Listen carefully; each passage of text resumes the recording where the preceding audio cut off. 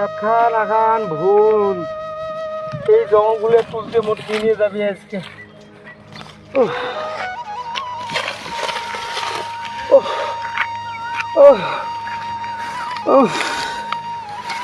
হাফসে গেলে এই সেমাতেই কাজ করতে করতে আরো কি ওষুধ কাজ করে মোড়ায় এই 9-10 বছরের শরীরটা একদম হালসিয়ে হয়ে গেছে।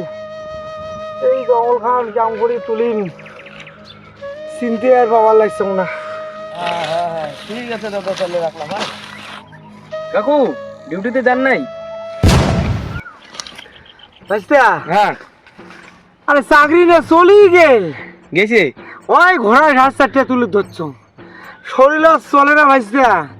এতদিন থেকে কাজ করতে করতে ঠান্ডা হঠাৎ করে কি আর ওষুধ কাজ করে মনে হয় শরীর একদম চলে না। আর কাকু মুইনে শুনলাম তোমার বলে আরো পরীক্ষা হইবে, তা বাড়িতে বই পড়ো, তোমরা ঘাস কোনে নিচ্ছেন কে? দৌড় ভাইস্তা, ওই বালের বয়স নয় ছেলে চাকরার সাথে পরীক্ষা দিবে ধরলে কি আর ওই পরীক্ষাটা ভালো হয়? কতদিনে পরে আমরা বাদ দিছি, এখন আমরা শিখে লাগছি। ওগুলো পড়তে পড়তে আমার একেবারে লাইফটা শেষ হয়ে যাবে, পরীক্ষা আর ভালো হবে না ভাইস্তা। মোর ঘরটা মুই কলুম, তোমরা যা ভালো বোঝেন তাই তোমরা করেন, মুই গেলুম। ভাইস্তা তোমার ওগুলো জ্ঞানের কথা আর কাজ নাই ভাইস্তা, কি যে হবে মুই আর জানো না। মোর ব্রেনটা না সুস্থ ছিল শুনিয়া আবার তোমরা আরো দিলেন আগুন দেখার জল ঢালিয়া না যাং, আর কাজও হবে না। যেটা শেষ দিন পর্যন্ত আমি যেটা বারবার বলছিলাম যে পৃথকীকরণ করা সম্ভব হয়নি, যে রায় চাকরি বাতিলের ক্ষেত্রে সেই রায় বহাল থাকলো। তবে একই সঙ্গে সর্বনাশ, এই চারটায় আমার নাম আছে। হায় ভগবান, এবার কি হবে? আমার এত টাকা লোন, বাড়ির লোন, গাড়ির লোন, ছেলেমেয়ের পড়াশোনা সব শেষ, সব শেষ রে। আমার জীবন শেষ হয়ে গেলে আমার মাথা কাতার ভবিষ্যৎ গুলো নষ্ট হয়ে গেল রে। এবার কি হবে? হায় ভগবান, এটা তুমি কি করলা? সব কিছু আমি লোন করে করছি, এই গাড়ি বাড়ি ঢাড়ি সব কিছু, এবার কি হবে? আমি তো নিঃস্ব হয়ে গেলাম, এখন নিঃস্ব হয়ে গেলাম।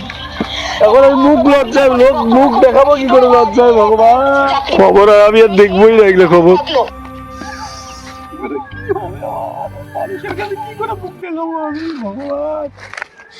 এবার কি হবে আমার? আমি এই শহর ছেড়ে গ্রামে চলে আসলাম মুখ লজ্জার ভেতরে। এখন যদি বন্ধু বান্ধব, যে বন্ধুকে আমি আগে অবহেলা করতাম, সেই বন্ধু দেখলে তো এখন আমাকে উপহাস করবে। তখনই আমার বোঝা উচিত ছিল এতগুলো টাকা দিয়ে চাকরি কোন দরকার আছে আমার নেওয়ার। আমি আর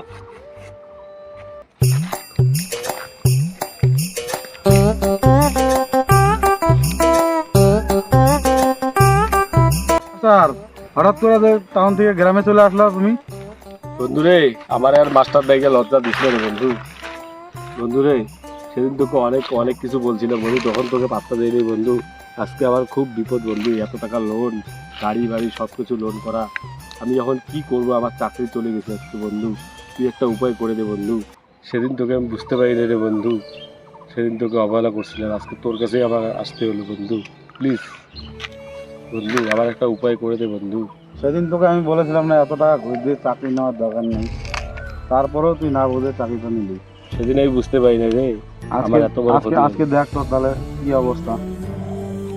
তুই একটা উপায় করে দে বন্ধু, তুই একটা উপায় করে। শোন, যোগ্যতা নিয়ে চাকরি করলে তবেই করো সরকারি, আর যদি যোগ্যতা না থাকে তাহলেই করো দরকারি।